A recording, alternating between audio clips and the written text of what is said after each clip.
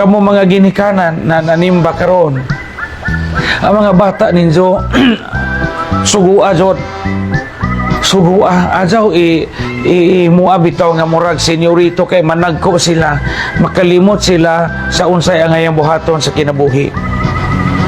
Ang tinuod nga pagpangga og anak, ang tinuod nga pagpangga sa usa ka ginikanan ngadto sa anak, di naman usor ang latos.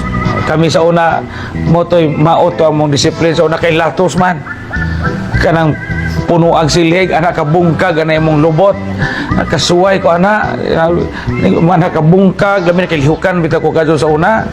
Unsa kanang nay gungi, unsa usahay luhod og asin, nga kana makalimtan bitaw ka sa imong nanay nga kipaluhod ka jawa na ka mahinumdumi.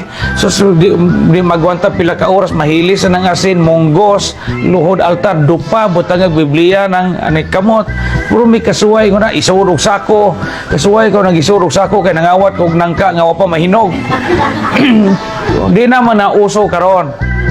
Kay bawal naman na, pero di mahimo og atong masobra ag pampered ang atong mga anak. Sugo azod.